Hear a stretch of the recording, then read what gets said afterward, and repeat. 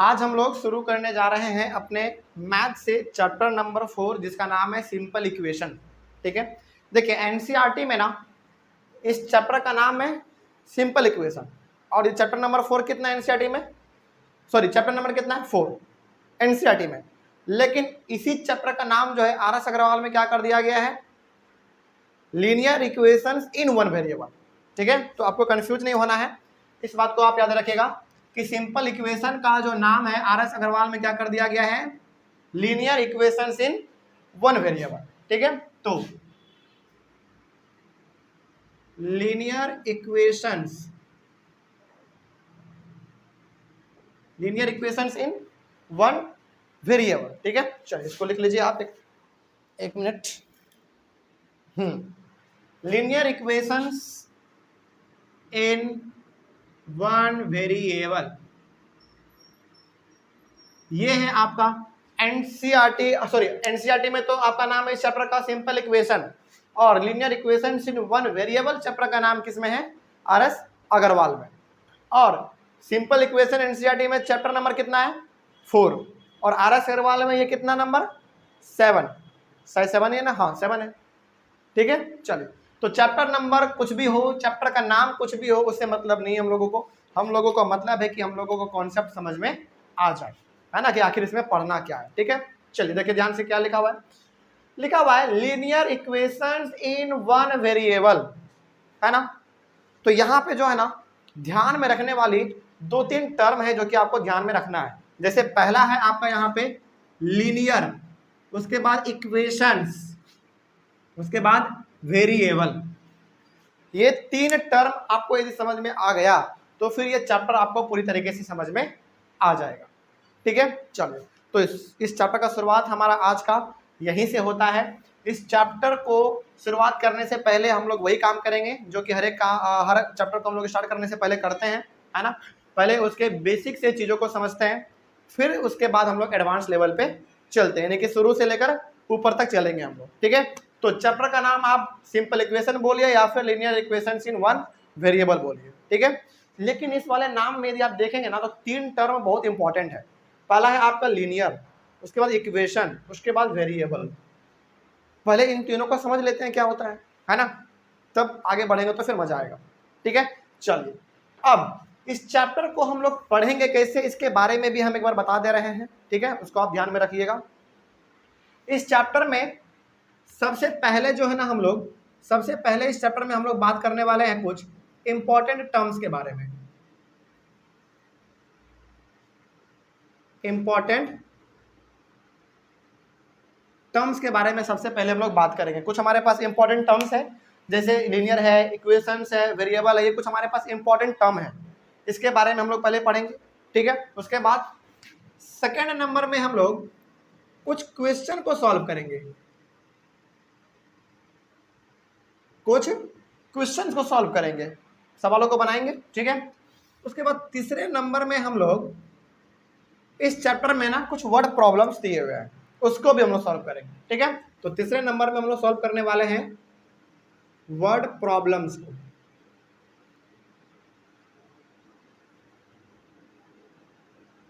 Word problems को हम लोग यहाँ पे डिस्कस करने वाले हैं। ठीक है, चलिए तो ये हमारा यहाँ पे 3 टॉपिक है जो कि हम लोगों को इस पूरे चैप्टर में पढ़ना है। तो पहले हम लोग डिस्कस करेंगे कुछ इंपॉर्टेंट टर्म्स को, उसके बाद कुछ क्वेश्चंस को, उसके बाद फिर हम लोग सॉल्व करेंगे अपने वर्ड प्रॉब्लम्स को। ठीक है, तो सबसे पहले आज हम अपने आज के क्लास में यानी कि आज हम लोग शुरू करेंगे अपने इंपॉर्टेंट टर्म्स को, क्योंकि यदि आप ये चीज़ समझ लेते हैं ना तो फिर आपका ये चैप्टर जो है ना बिल्कुल हलवा लगेगा।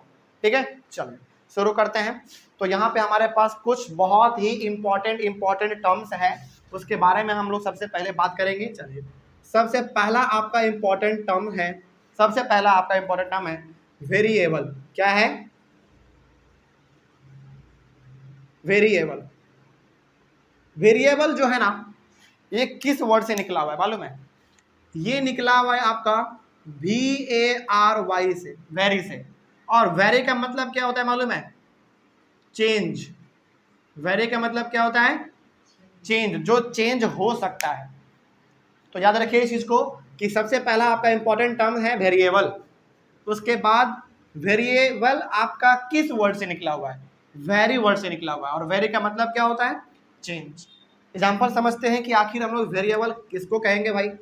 एग्जाम्पल देखिए और ज़्यादा क्लियर हो जाएगा। आप ना बहुत बार मैथ में देखेंगे कि नंबर के जगह ना कुछ एक्स हो जाता है इस्तेमाल, है ना, वाई हो जाता है, फिर से पी हो जाता है, क्यू हो जाता है ना, उसके बाद फिर ए हो जाता है, बी हो जाता है, सी हो जाता है, और भी बहुत प्रकार के आप अल्फ़ाबेट देखते होंगे, है कि नहीं।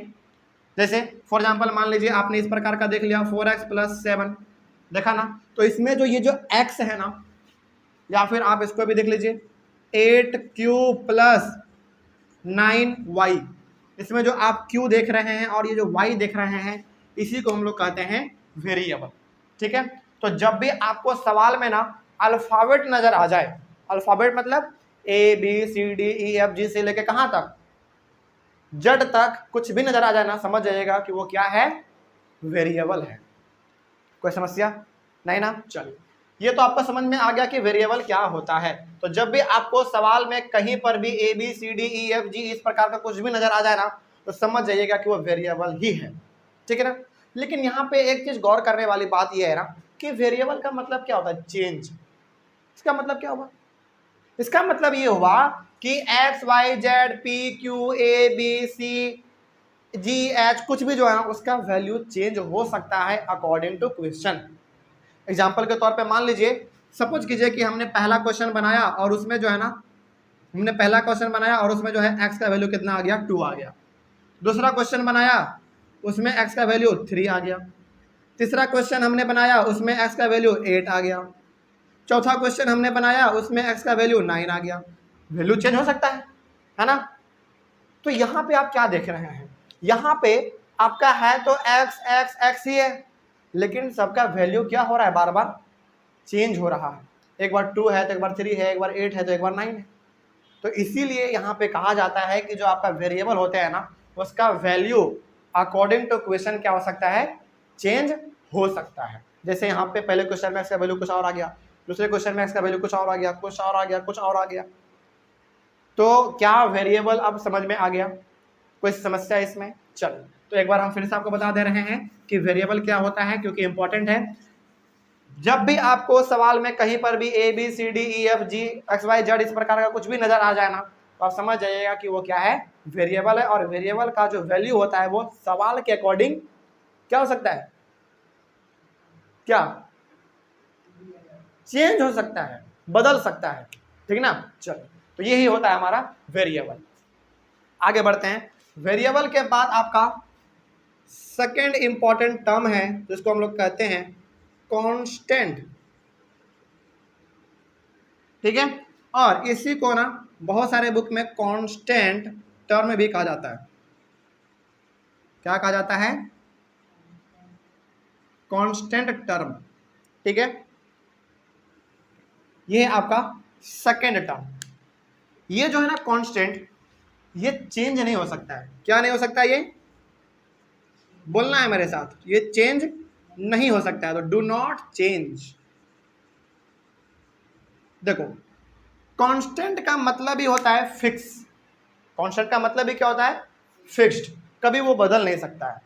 बात समझ में आ रही है? तो कांस्टेंट का मतलब क्या हुआ, आप कांस्टेंट बोलिए या फिर कांस्टेंट टर्म बोलिए, बात क्या है, सेम है। ठीक है, तो कभी भी कांस्टेंट जो है वो कभी बदल नहीं सकता। एग्जांपल देखिए, आपको और समझ में आ जाएगा। इसको तो आप बचपन से पढ़ते आ रहे हैं। एग्जांपल के तौर पे 1 2 3 4 5 6 7 8 9 10 11 12 और भी ज़्यादा हो सकता है।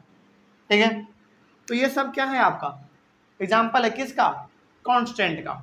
तो जो आप बचपन से एडिशन सब्ट्रैक्शन मल्टीप्लिकेशन डिवीजन पढ़ते आ रहे हैं, उसमें आप इन्हीं सारे नंबर का तो इस्तेमाल करते हैं। तो ये आपका क्या होगा, कांस्टेंट कहलाएगा। ठीक है, कोई डाउट इसमें? चलिए, तो जब भी आपको इस प्रकार का देखने में लग जाए वो आपका वेरिएबल हो जाएगा, इस प्रकार का देखने में मिल जाए सवाल में वो आपका कांस्टेंट हो जाएगा। ठीक है, लेकिन यहाँ पे लिखा हुआ था ना कि ये चेंज नहीं हो सकता है, डू नॉट चेंज। इसका मतलब क्या हुआ, इसका मतलब ये हुआ कि जरा बताइए, क्या आप 8 का वैल्यू कभी चेंज कर सकते हैं? 8 तो हमेशा 8 में ही 8 ही रहेगा।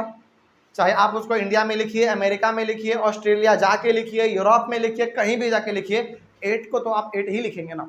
ऐसा तो नहीं है कि भारत में 8 लिखा जाता है और वही चीज़ यूरोप में 9 लिखा जाएगा, ऐसा तो नहीं होता है। तो कांस्टेंट का मतलब होता है ना कि ये कभी चेंज नहीं हो सकता, ये बदल नहीं सकता है ना। कोई बच्चा यदि ऑस्ट्रेलिया में पढ़ रहा है तो वो भी 8 ऐसे ही लिखेगा, कोई बच्चा इंडिया में पढ़ रहा है तो वो भी 8 ऐसे ही लिखेगा, 8 के बदले 9 नहीं लिख देगा, है ना। तो ये जो है वैल्यू आपके सामने, ये कभी भी चेंज नहीं होता है। और इसका कोई अंत है क्या? नहीं, इसको तो जब जहां तक लिखना चाहे वहां तक लिखिए, है ना। चलिए आगे बढ़ते हैं। लेकिन क्या इसका कोई अंत है? हाँ, इसका अंत है, यहाँ इसमें तो आप जड़ी तक लिख सकेंगे ना, उसके आगे नहीं लिख सकते हैं, है ना। चलिए आगे बढ़ते हैं। तो ये हो गया आपका कांस्टेंट। ओके, आगे बढ़ते हैं। उसके बाद तीसरा इंपॉर्टेंट टर्म है आपका, क्या मालूम है? Terms, TERMS, terms. टर्म्स क्या होता है, इसका डेफिनेशन हम चाहें तो यहाँ पे लिख सकते हैं, combination of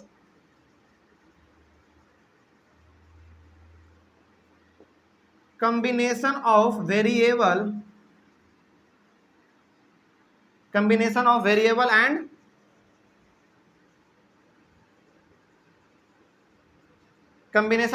and constant is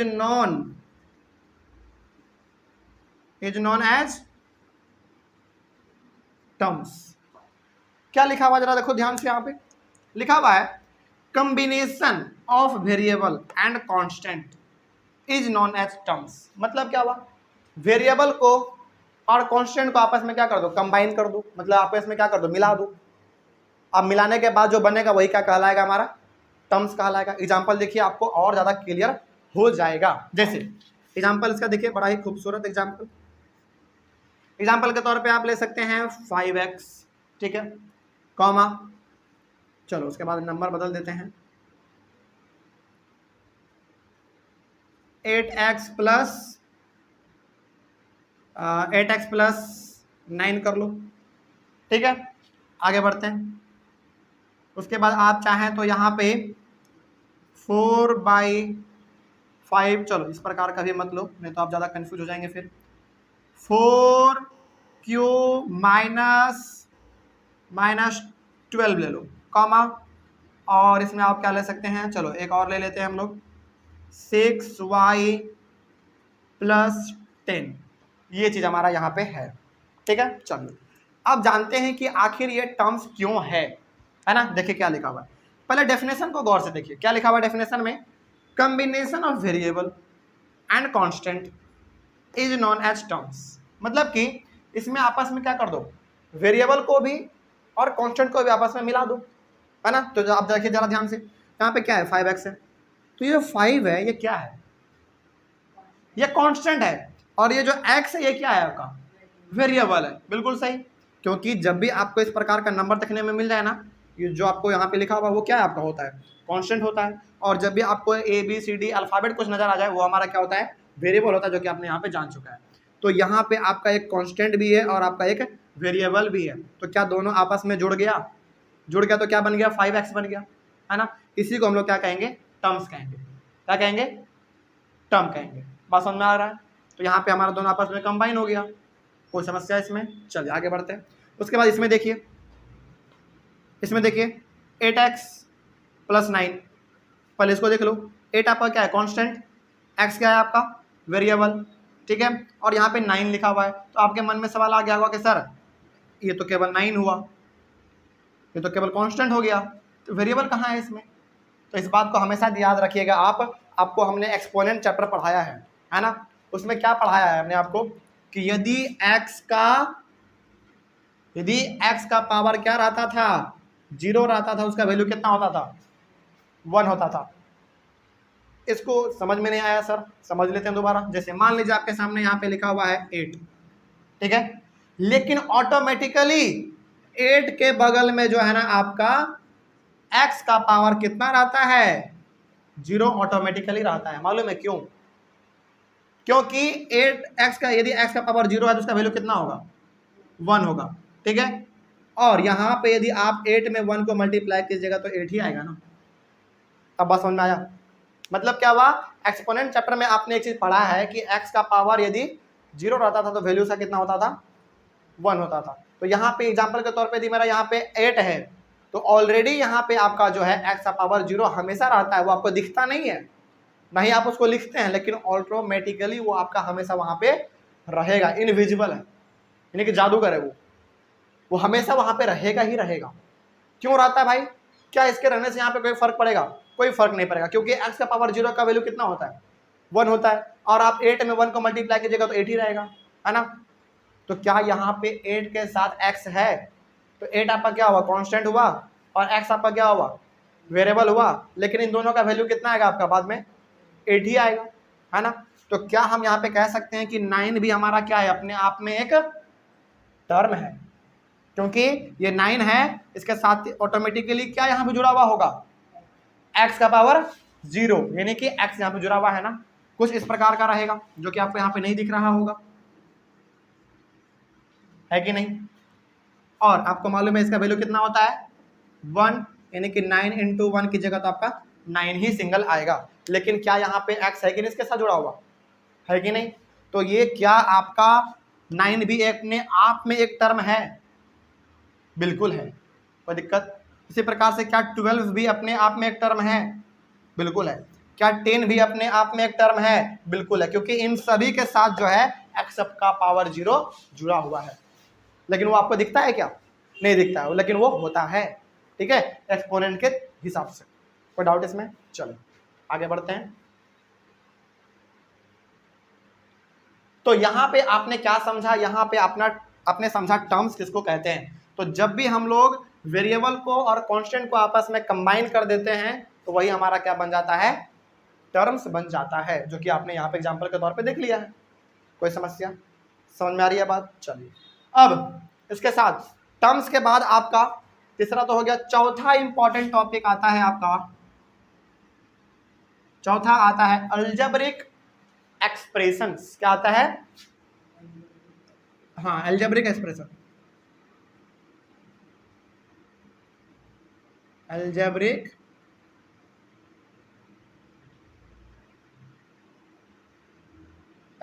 expressions.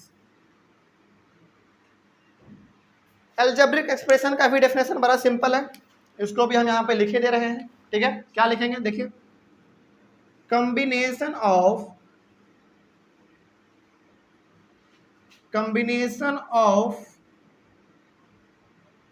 terms are known as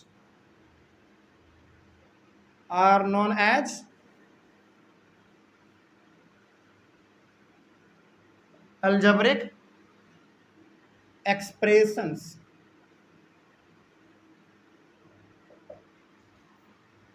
अच्छा, हमारा ना टर्म कैसे बना था, किसको किसको कंबाइन करके, वेरिएबल और कांस्टेंट को कंबाइन हमने किया तो टर्म बन गया। अब ये सब आपका क्या है, टर्म है ना। अब जब हम लोग बहुत सारे टर्म्स को आपस में कंबाइन कर देंगे तो वो क्या बन जाएगा, अलजेब्रिक एक्सप्रेशन बन जाएगा। बस सिंपल सी है बात। दोनों का डेफिनेशन याद रखना बड़ा सिंपल है। टर्म्स का डेफिनेशन क्या है, combination of constant and variable, या फिर उसको ऐसे बोल लीजिए, combination of variable and constant is known as terms. क्या? और अलजेब्रिक एक्सप्रेशन का डेफिनेशन क्या है, combination of terms are known as algebraic expression, यानी कि बहुत सारे टर्म्स को जब हम लोग आपस में कंबाइन कर देते हैं तो हमारा बन जाता है अलजेब्रिक एक्सप्रेशन। एग्जांपल देख लीजिए, आपको समझ में आएगा। जैसे एग्जांपल के तौर पे देखिए ध्यान से, 5x प्लस 9, चलो ठीक है, 5x प्लस 9, क्या ये हमारा एक अलजेब्रिक एक्सप्रेशन है? जरा बताओ तो। क्योंकि अच्छा एक चीज और यहां पे देखिए जरा ध्यान से, यहां पे हमेशा याद रखिएगा 5 क्या है आपका कांस्टेंट और x क्या है वेरिएबल, तो ये आपका एक टर्म हुआ, ठीक है। 8 और x आपका क्या हुआ, एक टर्म हुआ, और 9 आपका एक अलग टर्म हुआ, ठीक है। 4q अलग टर्म है, 12 अलग टर्म है, 6y अलग टर्म है, 10 कितना है, अलग टर्म है। तो आप जरा बताओ क्या 5x हमारा एक अलग टर्म है, क्योंकि इसमें वेरिएबल भी और कांस्टेंट भी है ना। और क्या 9 आपका एक अलग टर्म है, बिल्कुल है, क्योंकि इसके साथ ऑटोमेटिकली आपका क्या जुड़ा हुआ रहता है, x का पावर 0 रहता है ना, तो x तो है ना, तो क्या ये दोनों हमारा एक अलग अलग टर्म है, बताओ। बिल्कुल है। तो क्या ये हमारा एक अलजेब्रिक एक्सप्रेशन कहलाएगा? बिल्कुल कहलाएगा, बिल्कुल कहलाएगा। कोई समस्या इसमें? चलिए आगे बढ़ते हैं। इसका एग्जांपल हम लोग और लिख सकते हैं। चलिए एग्जांपल और आप लिख सकते हैं। चलो 10p माइनस 12 क्यू ले लो। क्या ये हमारा एक अलजेब्रिक एक्सप्रेशन है? बिल्कुल है, क्योंकि 10p अपने आप में क्या एक टर्म है और 12q क्या है, वो भी अपने आप में एक टर्म है। दोनों को हमने आपस में क्या कर दिया, कंबाइन कर दिया, तो वो हमारा एक अलजेब्रिक एक्सप्रेशन बन गया। कोई डाउट इसमें? चलिए आगे बढ़ते हैं। एक और एग्जांपल आप ले सकते हैं। 12x² प्लस 6x, चलो माइनस कर लो, माइनस 19। क्या ये आपका एक अलजेब्रिक एक्सप्रेशन है? बिल्कुल है। क्यों है? क्योंकि यहाँ पे देखो 12x है। अब यहाँ पे पावर को देख के कंफ्यूज मत हो जाना, उससे हमको अभी कोई मतलब नहीं है। हमको यहाँ पे मतलब केवल 12 और x से मतलब है, क्योंकि 12 हमारा क्या कांस्टेंट है, x क्या है, वेरिएबल है, तो ये एक अलग टर्म है। 6x भी एक अलग टर्म है और 19 भी हमारा अपने आप में एक अलग टर्म है। तो ये इन सारे टर्म को हमने प्लस और माइनस से क्या कर दिया, आपस में कंबाइन कर दिया, जोड़ दिया आपस में, तो ये हमारा क्या बन गया, एक अलजेब्रिक एक्सप्रेशन बन गया। सिंपल सी बात। कोई डाउट इसमें? तो क्या अब अलजेब्रिक एक्सप्रेशन किसको कहेंगे, समझ में आ जाएगा। जब हम लोग बहुत सारे अलग अलग टर्म्स को आपस में प्लस और माइनस के साइन से आपस में मिला देते हैं ना, वही हमारा बन जाता है अलजेब्रिक एक्सप्रेशन। हो गया, काम खत्म। चलिए अलजेब्रिक एक्सप्रेशन को समझने के बाद आपके सामने 5वें नंबर पे है इंपॉर्टेंट टर्म, जिसका नाम है लीनियर। क्या नाम है? लीनियर। लीनियर क्या कहता है भाई, इसके बारे में भी हम यहाँ पे डेफिनेशन छोटा सा लिख देते हैं, जो कि आपको फटाक से याद भी हो जाएगा, है ना। अलजेब्रिक एक्सप्रेशन, अलजेब्रिक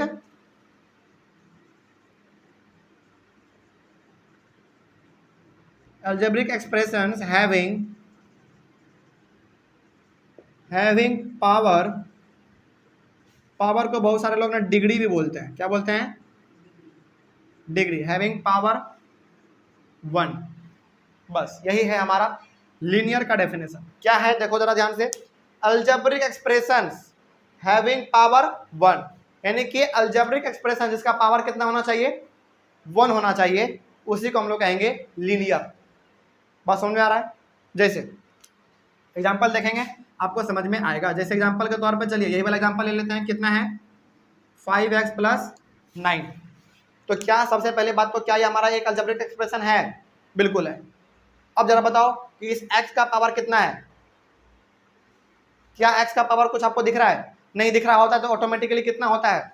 1 होता है। तो यही हमारा है, क्या है, ये एक लीनियर है। बात समझ में आ रहा है? कोई समस्या इसमें? चलिए अच्छा, यहाँ पे ना, यहाँ पे देखिए जरा ध्यान से, यहाँ पे लिखा हुआ है 12x² प्लस 6x माइनस 19। तो क्या ये हमारा लीनियर का एग्जाम्पल है? नहीं है। क्यों? क्योंकि यहाँ पे पावर कितना है? 2 है। तो जब भी पावर 2 आपको नजर आ जाए, 3 आ जाए, 4, 5, 6, 7, 8 नजर आ जाए, वो हमारा लीनियर का एग्जाम्पल नहीं होगा। हमेशा अलजेब्रिक एक्सप्रेशन का पावर कितना होना चाहिए? 1 ही होना चाहिए, तभी वो क्या कहलाएगा? लीनियर कहलाएगा, है ना। लीनियर का एग्जाम्पल हम लोग और लिख सकते हैं। चलिए जैसे जैसे और क्या लिख सकते हैं बताइए?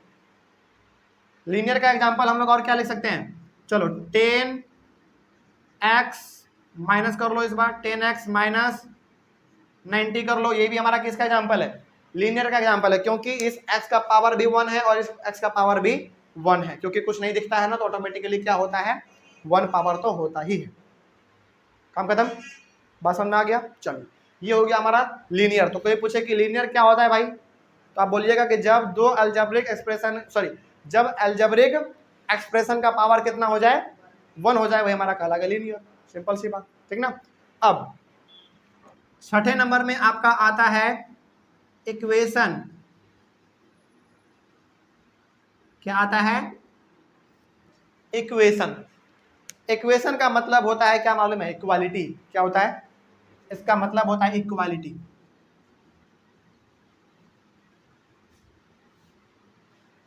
इक्वालिटी। नहीं समझ में आया ना? चलिए अब समझेंगे। जब आपके पास दो अलजेब्रिक एक्सप्रेशन दिया हुआ हो, ठीक है, और उन दोनों के बीच में साइन किस चीज का हो, इक्वल टू का हो, उसी को हम लोग कहेंगे इक्वेशन। एग्जांपल देखिए, आपको समझ में आएगा। जैसे मान लीजिए फॉर एग्जांपल के तौर पे बस एग्जांपल समझिएगा इसको, ठीक ना। मान लीजिए आपके सामने है 4x + 2 और इधर है आपके पास 5x - 10। क्या ये दोनों आपका एक अलजेब्रिक एक्सप्रेशन है? दोनों अलजेब्रिक एक्सप्रेशन है। क्यों भाई? क्यों? हाँ, क्योंकि दोनों दो टर्म है, ठीक है। क्या ये दोनों आपस में लीनियर है? बिल्कुल है, क्योंकि पावर एक एक है, ठीक है। क्या ये दोनों आपस में इक्वेशन है? अब आपको मालूम चलेगा कि इक्वेशन क्या होता है। देखिए, आपके पास अलजेब्रिक एक्सप्रेशन एक इधर है और एक इधर है। इन दोनों के बीच में यदि हम ना एक बराबर का साइन यदि दे देंगे ना, यदि हम लोग यहाँ पे एक बराबर का साइन दे देंगे, यही सिस्टम हमारा क्या कहलाएगा? इक्वेशन। बेसिकली हम लोग इक्वेशन इसको कहते हैं। ये जो इक्वल टू का साइन दिख रहा है ना, इसी को हम लोग क्या कहते हैं? इक्वेशन। बात समझ में आ गया? कोई समस्या इसमें? तो इक्वेशन क्या होगा? जब दो अलजेब्रिक एक्सप्रेशन के बीच में, जब दो अलजेब्रिक एक्सप्रेशन के बीच में हमारा किस चीज का साइन आ जाए? इक्वल टू का साइन आ जाए, उसी इक्वल टू के साइन के बदौलत हमारा क्या हो जाता है? ये दोनों आपस में क्या कहलाएगा? इक्वल है। और ये इक्वल टू का साइन आपका क्या कहलाता है? इक्वेशन। क्या कहलाएगा? इक्वेशन कहलाएगा। याद रहेगा? कोई समस्या इसमें? चलिए, अब इतना दूर तक यदि, चलो एक एग्जांपल और दे देते हैं। जैसे बस इसको एग्जांपल के तौर पे समझना है बस, है ना। उसके बाद एक और दे देते हैं, 2x - 3 = 9x + 12। यहाँ पे जो हमने बराबर का साइन दिया है, ये क्या बता रहा है? ये बता रहा है कि ये इक्वेशन इस इक्वेशन के बराबर है ना। कोई डाउट इसमें? चलिए, अब थोड़ा सा हम लोग अपने इस चैप्टर के हेडिंग पे चलते हैं। इस चैप्टर के हेडिंग पे चलते हैं, क्योंकि हमने 3 पॉइंट मार्क किया था।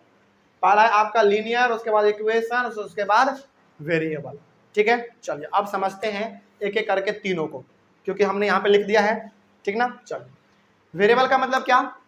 जब भी आपको सवाल में ABCD XY Z ये सब लिखने को मिल जाए, उसको क्या कहेंगे हम लोग? वेरिएबल कहेंगे, ठीक है। उसके बाद आ जाते हैं इक्वेशन में। जब भी दो अलजेब्रिक एक्सप्रेशन के बीच में आपको इक्वल टू का साइन नजर आ जाए, वही हमारा क्या कहलाएगा? इक्वेशन कहलाएगा।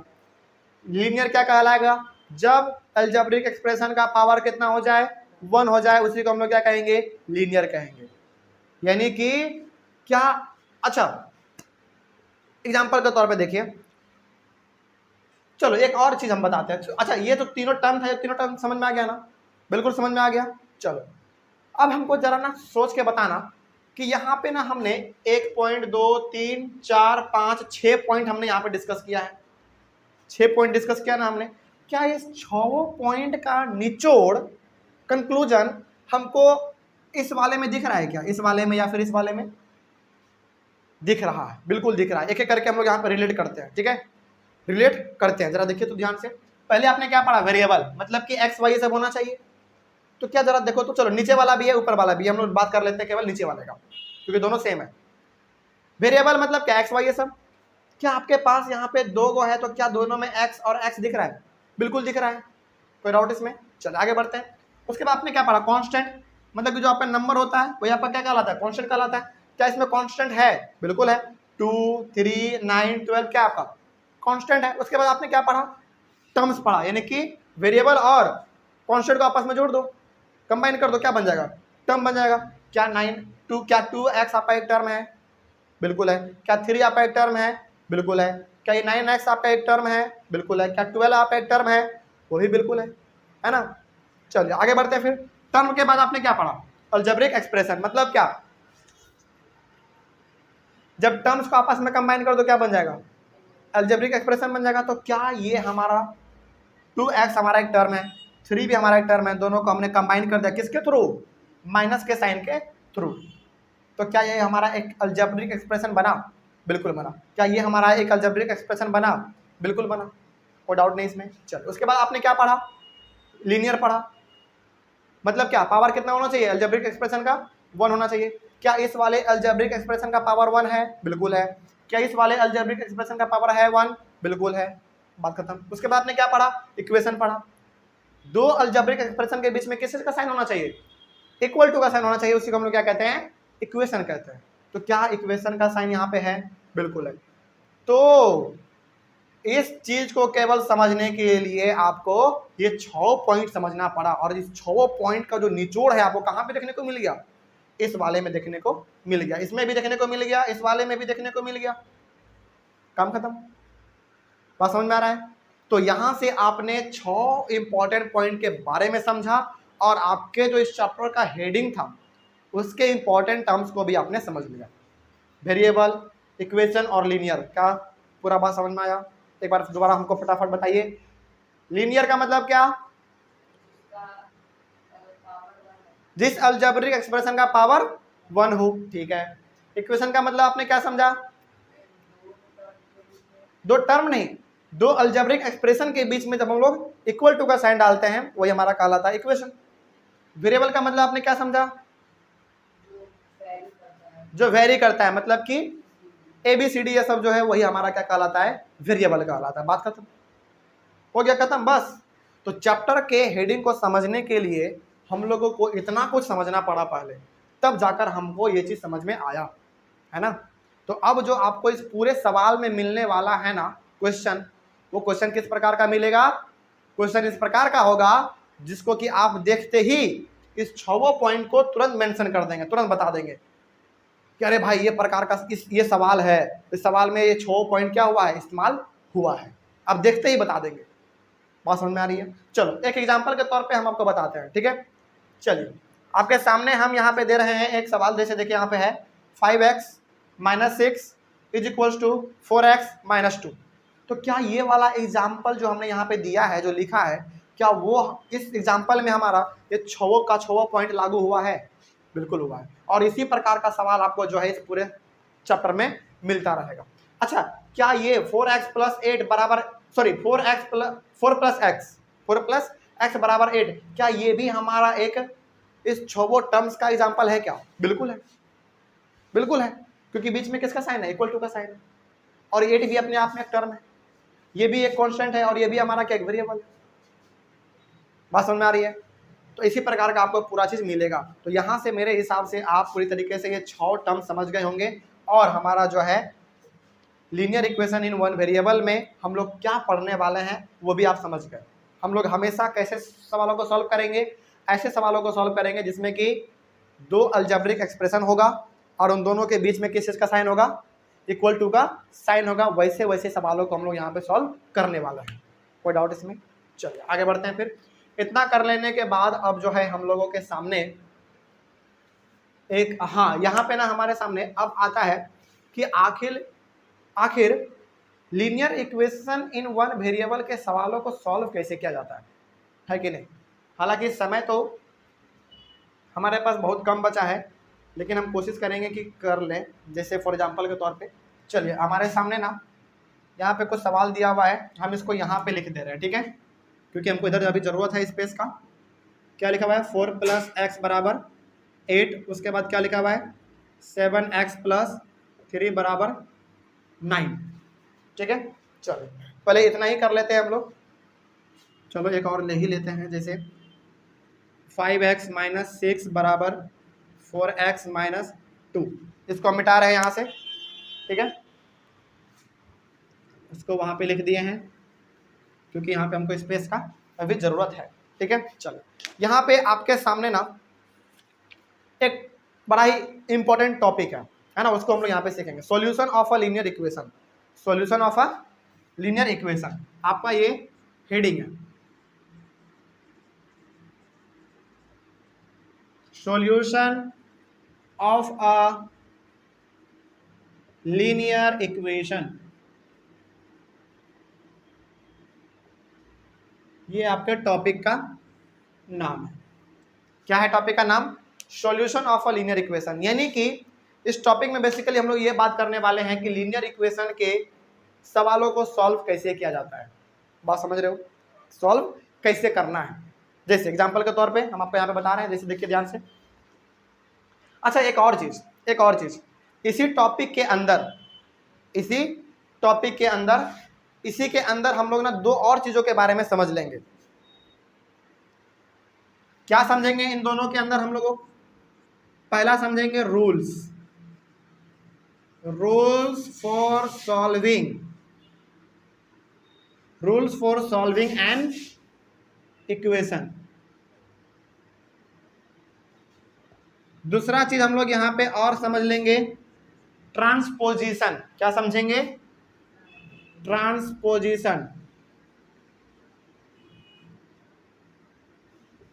देखिए आपके बुक में ना, आपके बुक में solution of a linear equation topic अलग है, rules for solving an equation topic अलग है, ट्रांसपोजिशन भी टॉपिक आपका एक छोटा सा अलग ही है। लेकिन हम लोग क्या करेंगे, इन तीनों को एक साथ समझेंगे। एक साथ क्यों समझेंगे मालूम है? क्योंकि है बड़ा आसान। आपके बुक में बढ़ा चढ़ा के लिख दिया स्टेटमेंट में, तो हमको लोगों को स्टेटमेंट में नहीं जाना है, स्टेटमेंट में नहीं जाना है, हम लोगों को समझने से मतलब है। बात समझ रहे हो? तो यहाँ पे आपको ये अभी हम लोग अभी ये सीखेंगे कि आखिर किस प्रकार से हम लोग जो है सवालों को सॉल्व करना सीखेंगे, और उसका रूल क्या है वो भी सीख लेंगे, और ट्रांसपोजिशन क्या है वो भी समझ लेंगे। ठीक है, चलिए इसको समझने के लिए हम आपके सामने एक एग्जांपल लेते हैं। एग्जांपल नंबर 1 क्या है आपका, ऊपर में देख लीजिए, 4 + x = 8। ठीक है, चलिए देखिए जरा ध्यान से, ये आपके सामने सवाल है, इसको कैसे सॉल्व करना है। इसको सॉल्व करने से बेसिकली हम लोगों को क्या मिलेगा, हम लोगों को मिलेगा x का वैल्यू। ठीक है, चलिए देखिए ध्यान से क्या कहता है।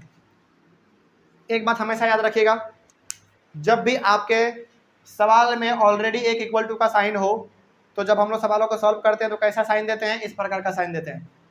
ठीक है, क्योंकि यहाँ पे ऑलरेडी इक्वल टू का साइन है, तो यहाँ पे बहुत सारे बच्चे क्या करते हैं, इक्वल टू का साइन देके इसको बनाने लगते हैं। क्यों? ऐसा नहीं करना है, ऐसा बिल्कुल भी नहीं करना है, क्योंकि इक्वल टू का आप यहाँ पे साइन दे रहे हैं और इक्वल टू का साइन एक पहले से भी है ना। तो जब इक्वल टू का साइन पहले से नहीं रहता है तब हम ये दे सकते हैं, लेकिन एक इक्वल टू का साइन पहले से है ना सवाल में, तो नहीं देंगे। तो इसमें हम लोग क्या करेंगे, इस प्रकार का साइन देंगे। ठीक है, चलो इसको सॉल्व कैसे करना है, हमको इसमें ना बेसिकली x का वैल्यू निकालना है।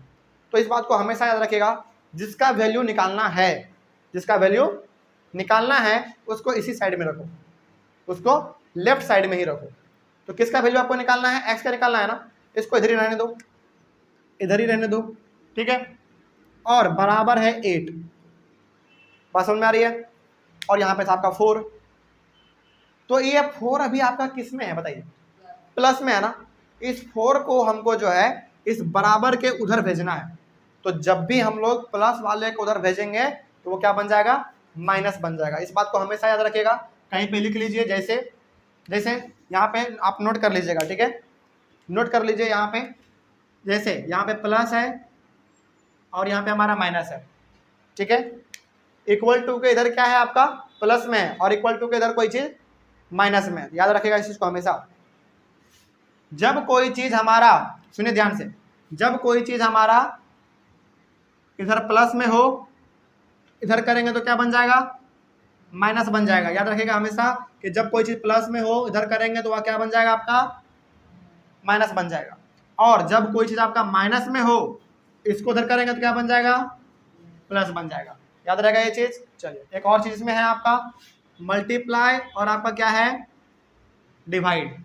ठीक है, इसमें क्या कंडीशन चलता है हमारा, जब भी कोई चीज इधर मल्टीप्लाई में हो, इधर भेजेंगे किस में चेंज हो जाएगा, डिवाइड में। और कोई भी चीज यदि इधर डिवाइड में हो, इक्वल टू के इधर भेजेंगे क्या बन जाएगा, मल्टीप्लाई बन जाएगा। ये जो कॉन्सेप्ट आपका चलता है इसको हमेशा याद रखना है, यानी कि प्लस वाला इधर आएगा तो माइनस बन जाएगा, और माइनस वाला इधर आएगा तो प्लस बन जाएगा। मल्टीप्लाई इधर से इधर आएगा तो डिवाइड बन जाएगा, और डिवाइड वाला इधर से इधर आएगा तो मल्टीप्लाई बन जाएगा। ऑब्वियस सी बात है। ठीक है, चलिए तो यहाँ पे हम क्या कर रहे हैं, x को इधर ही रहने दिए हैं, इधर ही रहने दिए हैं, और इस +8 को इक्वल टू को उधर भेज रहे हैं, तो क्या बन जाएगा, +4 है, -4 बन जाएगा। बहुत अच्छा, तो ये 8 तो हमारा पहले से बराबर उधर था, है ना, तो -4। तो यहाँ पे अब जो है आपका x का वैल्यू कितना आ जाएगा, 4 आ जाएगा। कोई समस्या? तो x का वैल्यू आपने कितना निकाल लिया, कितना निकाला, 4 निकाला। कोई समस्या इसमें? अच्छा एक बात और, यहाँ पे जो आपने x का वैल्यू 4 निकाला है, ये आपको क्या बता रहा है? ये आपको ये बता रहा है कि यदि आप इस x का वैल्यू 4 जो आपने निकाला है, यदि आप इसको यहाँ पे डालेंगे ना, तो दोनों आपस में बराबर हो जाएगा। जैसे देखो यहाँ पे क्या लिखा हुआ था ऊपर में, 4 + x बराबर 8 लिखा हुआ था ना, था कि नहीं लिखा हुआ? तो यहाँ पे 4 तो पहले से है, तो 4 पहले से लिख दो, प्लस x का वैल्यू आपने कितना निकाला, 4 निकाला, तो x की जगह पे क्या लिख दो, 4 लिख दो, कितना बन जाएगा आपका, 8 बन जाएगा। तो क्या दोनों आपस में बराबर है? बिल्कुल बराबर है, इसीलिए यहाँ पे जो है ना इक्वेशन का साइन दिया गया था। कोई डाउट इसमें? तो यहाँ पे आप चेक भी कर सकते हैं। तो ये जो आपने यहाँ पे x का वैल्यू निकाला, वो ये बता रहा है कि यदि आप इस x का वैल्यू उठा के यहाँ पे डालेंगे ना, तो दोनों आपस में क्या हो जाएगा, लेफ्ट हैंड साइड वाला भी और राइट हैंड साइड वाला भी आपस में बराबर हो जाएगा। कोई समस्या इसमें? चलिए आगे बढ़ते हैं। ये हो गया आपका पहला सवाल, एग्जाम्पल नंबर आपका पहला हो गया। अच्छा हाँ, एक और चीज, रूल क्या कहता है? यहाँ पे तो हम लोग कौन सा टॉपिक का बात कर रहे हैं? हम लोग टॉपिक का बात कर रहे हैं solution of a linear equation. और हमने क्या कहा? हमने कहा कि इसी टॉपिक के अंदर हम लोग ये दोनों चीजें सीख लेंगे, है ना? तो रूल क्या कहता है? रूल आपका जो है ना वो यही चीज कहता है। रूल आपका यही है कि जब हमारा प्लस वाला इधर आएगा तो माइनस बन जाएगा, और जब माइनस वाला इधर से इधर आएगा तो प्लस बन जाएगा, और जब मल्टीप्लाई वाला इधर से इधर आएगा तो डिवाइड में हो जाएगा, और डिवाइड वाला इधर से इधर आएगा तो मल्टीप्लाई बन जाएगा। यही आपका रूल कहता है, जो कि आपके बुक में लंबा चौड़ा लिखा हुआ है। बात समझ में आ गया? चलिए। और ट्रांसपोजिशन क्या कहता है भाई? ट्रांसपोजिशन क्या कहे? ट्रांसपोजिशन बेसिकली एक प्रोसेस है। प्रोसेस क्या है ट्रांसपोजिशन? जब आप किसी चीजों को इक्वल टू के इधर से इधर भेजेंगे तो क्या बन जाएगा आपका?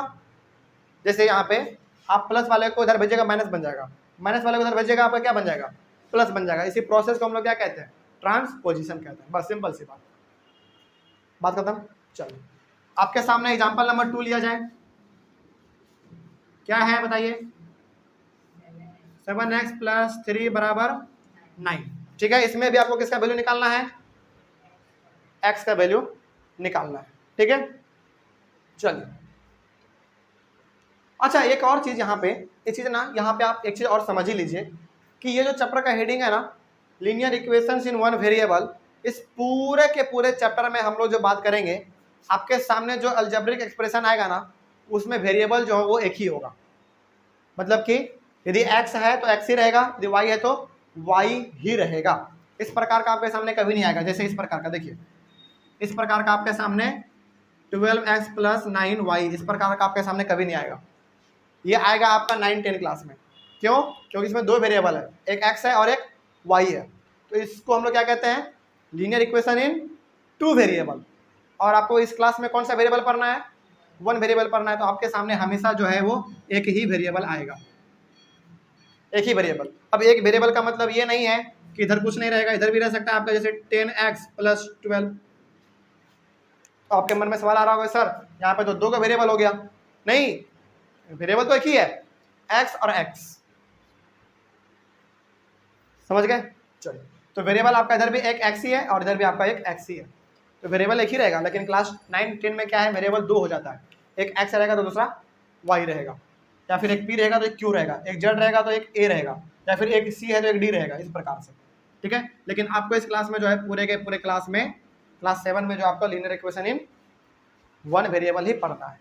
यानी कि उसमें या तो x ही रहेगा, या तो y ही रहेगा, या तो a ही रहेगा, या तो p ही रहेगा, या तो q ही रहेगा, इस प्रकार का कुछ एक ही रहेगा। लेकिन ठीक है, चलिए इसको सॉल्व कीजिए। इसमें भी आपको x का वैल्यू निकालना है, इसको भी आपको सॉल्व करना है और x का वैल्यू निकाल के बताना है। तो हमने आपको फिर से कहा है, क्या कहा है कि जब कोई चीज़ को आपको निकालना हो तो उसको लेफ्ट साइड में ही रहने दीजिए, है ना? किसका निकालना है आपको वैल्यू? x का। तो 7 किसके साथ है? x के साथ है ना? तो इसको 7x इधर ही रहने दो, फिलहाल अभी रहने दो, और बराबर 9 है, और ये आपका 3 किस में है? अभी प्लस में है। बराबर को उधर भेजेंगे क्या बन जाएगा? -3 बन जाएगा। ठीक है, चलो 7x माइनस कर दो, कितना होगा? कितना हो जाएगा? 6 होगा ना? 6 होगा। चलो उसके बाद आपको किसका वैल्यू निकालना है? x का निकालना है। तो बताओ, ये 7 जो x के साथ किस में है? अभी मल्टीप्लाई में है। और जब कोई चीज मल्टीप्लाई में होता है और वो इक्वल टू के इधर आता है तो किस में चेंज हो जाता है? डिवाइड में। कहाँ से मालूम है आपको? आपको यहाँ से मालूम है कि नहीं? चलो, तो यहाँ पे हमको क्या करना पड़ेगा? केवल x बराबर, ये तो 6 रहेगा ही रहेगा, और ये भी किस में है, मल्टीप्लाई में, ये किस में आ जाएगा, डिवाइड में आ जाएगा। तो x का वैल्यू कितना आया आपका, 6/7 आ गया। कोई डाउट इसमें? तो किस प्रकार से हम लोग सवालों को सॉल्व कर रहे हैं मालूम चल रहा है, कोई दिक्कत? चलिए आगे बढ़ते हैं।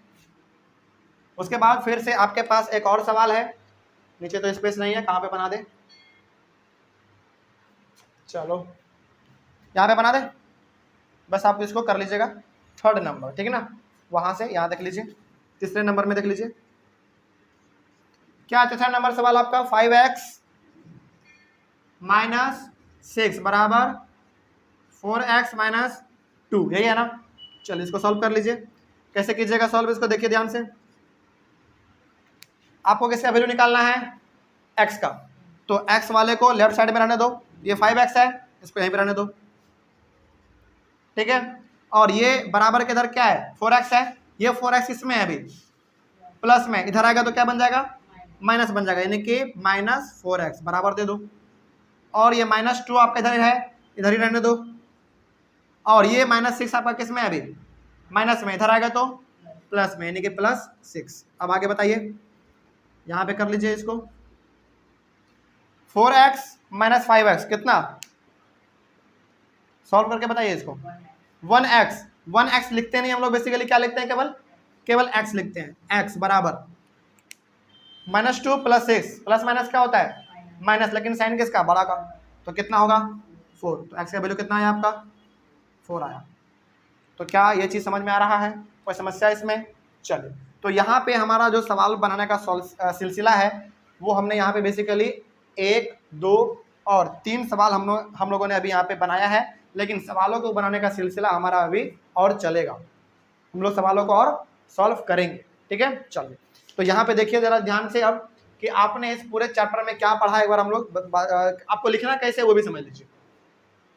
सबसे पहले आप चैप्टर का हेडिंग डालेंगे सिंपल इक्वेशन या फिर linear equations in one variable, दोनों चैप्टर का नाम हो सकता है क्योंकि दोनों बुक में आपका दोनों अलग अलग नाम है, ठीक है। चलिए, ये वाला नाम आपका एनसीईआरटी में है और ये वाला नाम आपका आरएस अग्रवाल में है, ठीक है। तो आपको सबसे पहले 1, 2, 3 ये चीज लिख लेना है कि आखिर इस चैप्टर में हम लोगों को पढ़ना क्या है, कोई दिक्कत? चलिए, उसके बाद हमने पहला पॉइंट पढ़ा, उसके बाद दूसरा पढ़ा, फिर तीसरा पढ़ा। हम बता रहे हैं कि कैसे कैसे आपको कॉपी में लिखना है। तो पहले आपको हेडिंग डालना है चैप्टर का, उसके बाद फिर आपको ये तीनों पॉइंट लिखना है, उसके बाद फिर आपको यहाँ पे पहला, दूसरा, तीसरा लिखना है, उसके बाद फिर ये चौथा वाला, पांचवा वाला, फिर ये छठा वाला लिखना है। इसके बाद आपको एक हेडिंग डालना है, क्या, solution of a linear equation. और इसी के अंदर आपको ये दोनों भी फर्स्ट सेकंड करके लिख लेना है कि इसी टॉपिक के अंदर हमको और क्या पढ़ना है, रूल्स पढ़ना है कि किस प्रकार से हम लोग लीनियर इक्वेशन के सवालों को सॉल्व करेंगे। उसके बाद ट्रांसपोजिशन भी हम लोग इसी में सीख गए। ट्रांसपोजिशन बेसिकली क्या होता है, प्लस को माइनस बना देना और माइनस को प्लस बना देना। कब, जब बराबर के इधर या उधर जाएगा तब, या फिर मल्टीप्लाई को डिवाइड बना देना और डिवाइड को मल्टीप्लाई बना देना। कब, जब बराबर के इधर उधर आएगा तब। वही हमारा प्रोसेस क्या कहलाता है, ट्रांसपोजिशन का कहलाता है, सिंपल सी बात, ठीक है। चलिए, उसके बाद फिर आपको ये लिख के एग्जाम्पल नंबर 1 आपको लिखना है, फिर एग्जाम्पल नंबर 2 लिखना है, उसके बाद फिर उसके 2 के नीचे ये वाला आपको एग्जाम्पल नंबर 3 लिखना है। उधर जगह नहीं था इसलिए हमने आपको यहाँ पे सॉल्व कर दिया है, हो जाएगा, कोई डाउट इसमें? चलिए, और कहीं पे यदि आपके कॉपी में यदि जगह बचे ना, कहीं पे छोटा सा थोड़ा सा जगह बचे तो वहाँ पे आप ना इस डायग्राम को बना लीजिएगा, ये बहुत इंपॉर्टेंट है। ये क्या बताता है आपको, ये बताता है कि प्लस वाला इधर आएगा तो माइनस बन जाएगा और माइनस वाला इधर आएगा तो प्लस बन जाएगा। उसके बाद मल्टीप्लाई वाला इधर से इधर आएगा तो डिवाइड बन जाएगा और डिवाइड वाला इधर से इधर आएगा तो मल्टीप्लाई बन जाएगा।